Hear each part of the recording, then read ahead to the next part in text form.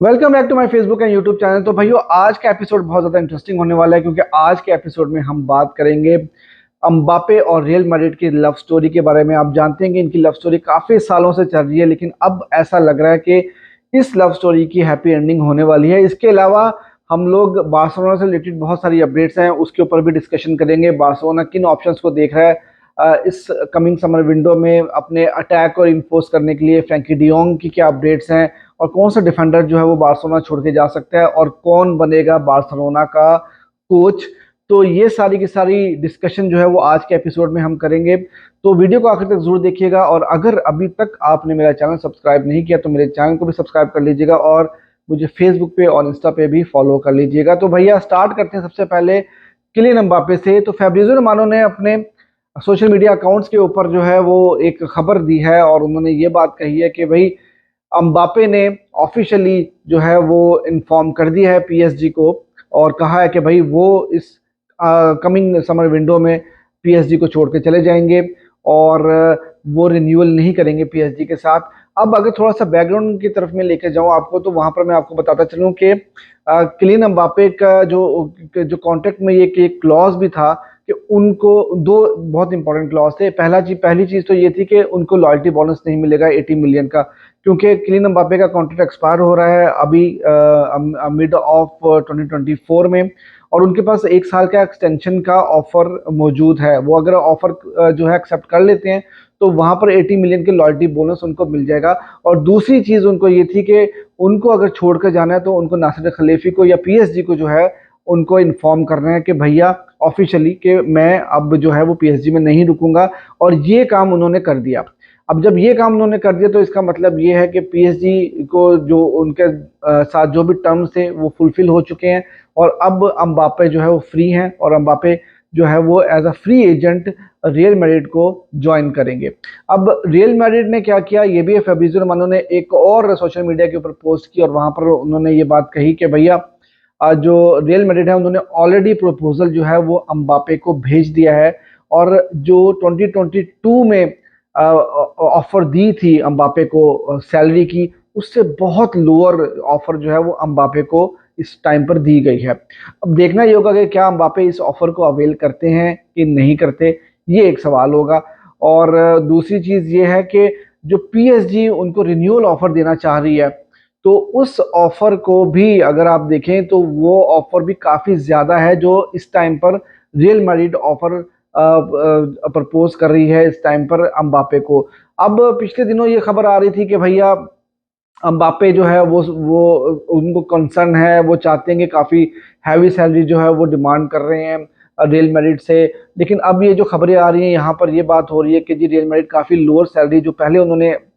उनको ऑफर की थी उससे बहुत ज्यादा कम दे रहे हैं। तो अब देखना ही होगा कि क्या अम्बापे वाकई में इस लोअर सैलरी को एक्सेप्ट करते हैं कि नहीं करते, क्या वो वाकई में पैशनेट हैं अपने चाइल्डहुड ड्रीम को मीट करने में, क्योंकि उनका चाइल्डहुड ड्रीम तो यही है कि वो रियल मैड्रिड को जो है वो ज्वाइन करें। तो ये अब आने वाले वक्त में जो है वो देखा जाएगा, लेकिन अभी भी चीजें जो क्लियर होना काफी ज्यादा बाकी हैं, क्योंकि देखें इस रेस में बहुत सारी चीजें और भी होने वाली हैं। और उसमें यह है कि आपको पता है कि रिसेंट टाइम्स में लिवरपूल के साथ भी जो है वो लिंक किया जा रहा था और भी डिफरेंट क्लब्स के साथ जो है वो लिंक किया जा रहा था अम्बापे को। लेकिन मुझे यही लगता है कि ये जो लव स्टोरी है इसकी हैप्पी एंडिंग हो जाएगी इस कमिंग समर विंडो में और वहां पर अम्बापे जो है हमें वो व्हाइट शर्ट में खेलते हुए दिखाई देंगे। और काफी ज्यादा जो है वो रियल मैड्रिड की टीम स्ट्रांग बन जाएगी, क्योंकि आप देखें कि अभी इस टाइम पर इस सीजन में भी वो अब बहुत ज्यादा इंजरी क्राइसिस के बावजूद भी बहुत अच्छी फुटबॉल खेल रहे हैं। तो अम्बापे के आने के बाद से तो उनका अटैक जो है विनी जूनियर के साथ, रोड्रिगो के साथ और किलियन अम्बापे के साथ तो क्या ही बात हो जाएगी। और फिर सोने पे सुहागा बलिंगम भी वहां पर इतनी अच्छी फॉर्म में खेल रहे हैं, तो मेरे ख्याल से फिर रियल मैड्रिड को पकड़ना काफी ज्यादा मुश्किल हो जाएगा। लेकिन दिस इज फुटबॉल और फुटबॉल में जो है वो पहले भी इस तरह की बड़ी बड़ी टीम्स बन चुकी हुई हैं। आपको याद होगा कि अर्ली 2000 में रियल मैड्रिड की जो टीम थी जहाँ पे जिदान, रोनाल्डो, उसके बाद फीगो और पता नहीं कौन कौन से, डेविड बेकहम, माइकल ओवेन, कौन कौन से प्लेयर खेल रहे थे, लेकिन उस टीम को भी जो है बहुत सारी टीमें जो है वो टक्कर देने में कामयाब हो गई थी। लेकिन देखने वाली बात होगी कि क्या होता है आगे। लेकिन आपको एक छोटा सा जोक भी बताता हूँ इसके साथ, वो ये कि अरे, बार्सिलोना ने भी इंक्वायर किया है किलियन एम्बापे के बारे में, ये भी कुछ खबरें सोशल मीडिया के ऊपर आ रही हैं। तो भैया हमारे पास तो वैसे ही कुछ पैसे वैसे कुछ नहीं है, तो एम्बापे जो है वो हमारे पास कैसे आएंगे, ये तो एक अनहोनी सी बात है अगर वो यहाँ पर आ जाते हैं। तो देखना ये होगा कि ये सागा कहाँ तक जाता है और क्या वाकई में इस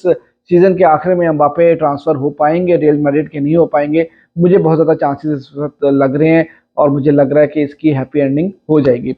अब चलते हैं बार्सिलोना की तरफ। तो भैया फ्रैंकी डी योंग, आपको पता है कि उनका भी काफी ज्यादा प्रॉब्लम चल रहा है इस टाइम पे, उनकी सैलरी बहुत ज्यादा हाई है और जब सैलरी हाई है तो उनको एक नया कॉन्ट्रैक्ट ऑफर दिया जा रहा है, और जब नया कॉन्ट्रैक्ट ऑफर दिया जा रहा है तो फ्रैंकी डी योंग उसको एक्सेप्ट नहीं करे, उन्होंने खामोशी जो है वो रखी हुई है और वो क्लब को छोड़ के जाना भी नहीं चाहते और नया ऑफर एक्सेप्ट भी नहीं करना चाहते। और अगर वो एक्सेप्ट नहीं करेंगे तो बारसा उनको मार्केट में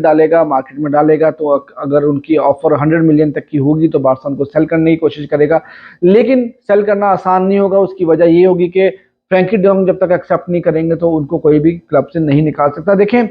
ये चीज बहुत इंपॉर्टेंट होती है किसी भी क्लब के लिए। अगर आप रियल मैड्रिड को कंपेयर करें और बार्सिलोना को कंपेयर करें कि जिस बेदर्दी के साथ बार्सिलोना को मैनेज किया गया पिछले 8-10 सालों में, उस उसका खुमियाजा इस वक्त बार्सिलोना को भुगतना पड़ रहा है। और आप ये देखेंगे बार्सिलोना को अभी भी सेटल होने के लिए अगले 2 से 3 सीजन चाहिए होंगे, जहां पर वो अपने फाइनेंशियल फेयर प्ले के इश्यूज को बेहतर करेंगे, जहां पर वो सैलरी कैप के इश्यूज को बेहतर करेंगे और तब जाके वो शायद वर्ल्ड क्लास साइनिंग्स कर सकें लाइक किलियन एम्बापे और इस तरह के प्लेयर्स। तो ये बहुत इंपॉर्टेंट होता है कि पेरेज ने जिस तरह से रियल मैड्रिड को लेकर वो चले हैं और उन्होंने पैसा जो है वो बिल्कुल पानी की तरह नहीं बहाया, बहुत सोच समझ के उन्होंने अपने क्लब को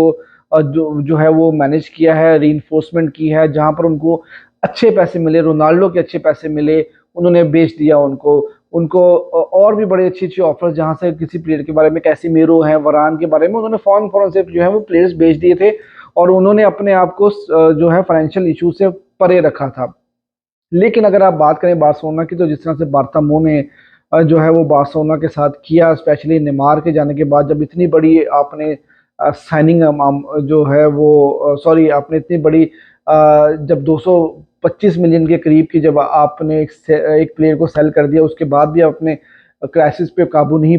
कर पाए और आपने उस पैसे को कोटिन्हो पे बेदर्दी से खर्च किया, डेम्बले पे खर्च किया। आपने ये भी नहीं देखा कि ये प्लेयर्स आपके सिस्टम में फिट होंगे कि नहीं होंगे।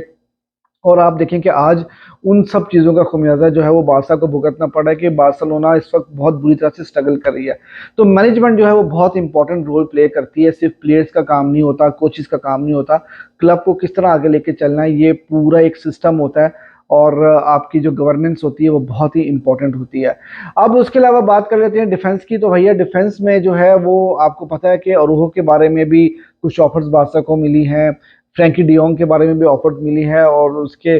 अलावा रफीनिया के बारे में, बल्कि टॉटनहम हॉटस्पर मैंने कल की वीडियो में बताया था कि वो इन तीनों प्लेयर्स में इंटरेस्टेड है। लेकिन बार्सिलोना जो है वो अगर बारसा को किसी डिफेंडर को सेल करना भी पड़ा तो बारसा जो है वो कोशिश करेगी कि कुंदे की अगर अच्छी ऑफर आती है तो उसको सेल करेगी, क्योंकि बार्सिलोना की एक्सपेक्टेशन के मुताबिक कुंदे अभी तक जो है वो नहीं उतरे जब से वो सविया से बार्सिलोना में आए, और मेरे ख्याल से ये बहुत ही सही डिसीजन होगा। और इवन के बल्दे के बारे में भी एक बात कही जा रही है कि बल्दे की भी अगर अच्छी ऑफर बारसा को मिलती है तो बार्सिलोना जो है उस ऑफर को अवेल करेगा और बल्दे को जो है वो सेल कर देगा। तो मैं ये समझता हूँ कि देखें, अगर बल्दे, क्योंकि बल्दे ने भी कुछ ज़्यादा इंप्रूवमेंट करके नहीं दिखाया इस पूरे सीजन में, बल्दे की इतनी ज़्यादा अच्छी परफॉर्मेंस नहीं रही, कुंदे की परफॉर्मेंस अच्छी नहीं रही। अगर ऐसे प्लेयर्स की आपको एक अच्छी ऑफर मिलती है तो मेरे ख्याल से आपको जाना चाहिए और आपको इन प्लेयर्स को सेल करना चाहिए। इसी तरह से आप जो है वो अपने क्लब को जो है फाइनेंशियली स्टेबल करेंगे, क्योंकि ये वो प्लेयर्स हैं जिनकी अच्छी ऑफर्स आपको मिल सकती हैं। जैसे रफीनिया भी एक इन एन एडिशन, उनकी भी मैं बात करूंगा कि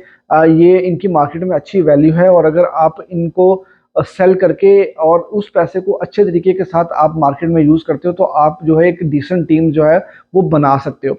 उसके अलावा बार्सिलोना जो है अपने अटैक में रीइंफोर्समेंट करने के लिए कुछ 3-4 ऑप्शंस देख रही है। अब ये ऑप्शंस जो है वो कितने ज़्यादा जो है वो प्रैक्टिकल हैं वो तो अब आने वाला टाइम ही बताएगा, लेकिन उसमें मोहम्मद सलाह का नाम भी लिया जा रहा है, उसमें मार्टिनेली जो कि आर्सेनल से खेलते हैं उनका नाम भी लिया जा रहा है, कविचिया जो नापोली के साथ है, मेरे ख्याल से इनको पिछले सीजन में भी जो है पिछली समर विंडो में भी इनके बारसा के साथ इनको लिंक किया जा रहा था और आपको पता है कि बार्सिलोना जो है वो स्पेशली विंग पोजीशन पे काफ़ी ज़्यादा वीक है, और पूरा सीज़न जो है वो हमने स्ट्रगल किया है। हमारे पास कोई प्रॉपर विंगर नहीं था, सिर्फ लामीन यमाल के ने अपने आप को जो है वो दिखाया है कि यार वो कुछ है, उसके अलावा लेफ्ट साइड पे तो आपके पास कुछ भी नहीं है। तो कविचिया का नाम जो है वो लिया जाता है, और मुझे लगता है कि कविचिया शायद एक ऐसा ऑप्शन बन सकता है बारसा के लिए, जो कि उनकी प्रॉब्लम का जो है वो सोल्यूशन निकल के सामने आ सकता है। तो अब देखते हैं कि कविचिया का मुझे नहीं अभी आइडिया इतना कि वो उनकी आस्किंग प्राइस क्या होगी और वो किस तरह से आएंगे, लेकिन कविचिया का नाम भी लिया जा रहा है। उसके अलावा मेटोमा जो है ब्राइटन के प्लेयर, उनका भी नाम लिया जा रहा है।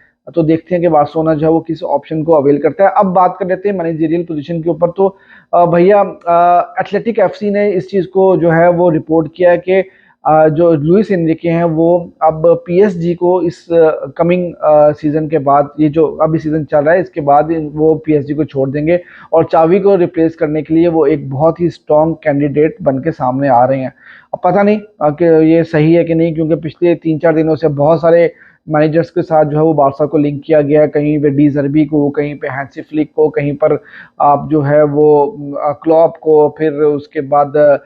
टुकुल को भी जो है वो किया जा रहा है। तो अब मुझे नहीं पता कि क्या है, लेकिन एक खबर आई थी तो आपके साथ शेयर करना है, वो जरूरी थी। और हैंसी फ्लिक के बारे में अभी भी बहुत ज़्यादा जो है वो स्ट्रांगली बातें हो रही हैं बार्सिलोना के सर्कल में कि हैंसी फ्लिक ही जो है वो बार्सिलोना के प्रॉब्लम का सोल्यूशन हो सकता है, लेकिन अभी तक ऑफिशियली उनके साथ कोई बात नहीं की गई, कोई ऑफर नहीं दिया गया उनको। लेकिन बार्सिलोना को यही लगता है कि बार्सिलोना की जो प्रॉब्लम्स है मैनेजरियल, वो हैंसी फ्लिक के साथ ही जो है बार्सिलोना को जाना पड़ेगा, और वही जो है वो बार्सिलोना की प्रॉब्लम्स का सोल्यूशन निकल सकते हैं। तो भैया ये थी आज की वीडियो, और मेरे ख्याल से मैंने सारी चीज़ें जो है वो कवर करके आपको डिटेल के साथ बता दी हैं। तो अगर आपको वीडियो पसंद आई हो तो प्लीज़